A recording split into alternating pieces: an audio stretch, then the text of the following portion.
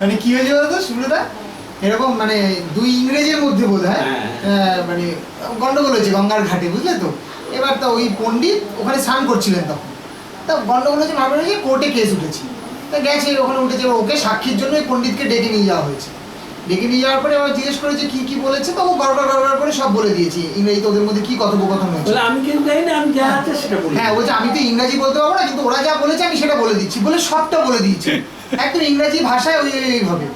সেইটা দেখে আর কি ও এইটা ওনার ক্ষেত্রে এই ঘটনাটা সম্ভবত আমি এটি শুনেছি, আচ্ছা সম্ভবত দাদুর মুখে এটা শুনেছি। মানে কি মেমোরির লেভেল চিন্তা করো তুমি, ইংলিশ জানে না, একটা ভাষা সে জানে না, অথচ সেটা ডিটো বলে দিলেন, সেটা ওই ওই প্রনাউন্সিয়েশনে ওই কথাগুলো সমস্ত কিছু, কি কি অসম্ভব ব্যাপার। ব্যাপার হচ্ছে আসলে মেমোরিটা যদি বোধ কাজে না লাগানো যায়, চিন্তা সবসময় যদি করা যায়, একটা স্টেজ আসে তো ওরকম হয়ে যায়। তবে সংস্কৃত ভাষা চর্চায় মেমোরির উন্নতি হয়ই হয়, এটা আমার কানে এটা মনে হয়েছে আর কি। মানে ভাষার বাঁধনটা বা চলনটা এমন, হ্যাঁ মানে মানসিক সক্ষমতা বৃদ্ধি পাই আর কি। এটা মাস্টার দারুণ কাজ। আমি এর ভিতরে পুরো একদম মানে মেডিকেল সায়েন্সের সঙ্গে আমাদের কুণ্ডলিনীর যে শর্ট চক্রের যে ব্যাপারগুলো আর কি, সেগুলো একদম ডিটেইল করে এত সুন্দর তুলনামূলক আলোচনা আছে।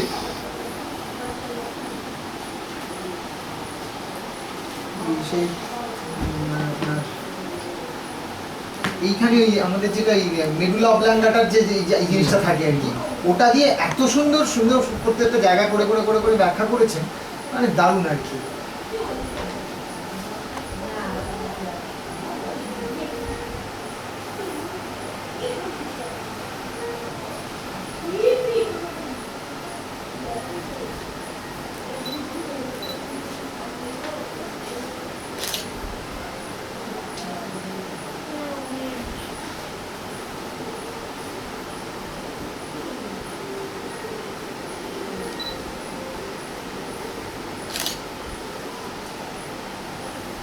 এরা যারা গিয়ে গেছে না, তারা সংস্কৃত বই তো এখানে যে কিনে নিত, পণ্ডিতদের সংস্কৃত পণ্ডিতদের বহু রাখে কোলে টুকলো কী করতেন, সংস্কৃত পণ্ডিতদের ডাকতেন, তাদের টাকা বা অর্থ ইয়ে করতেন, বলে যেত উনি করতেন, তারপরে সেটাকে নিজেরা।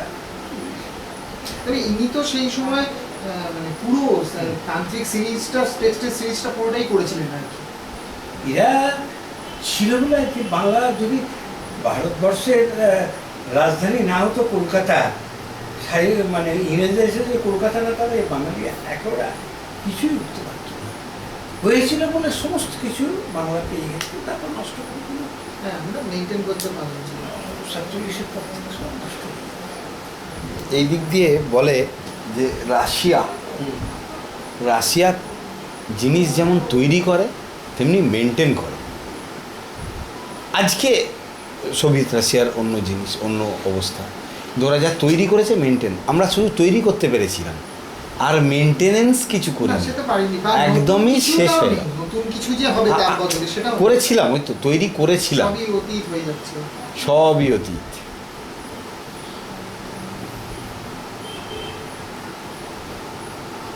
এই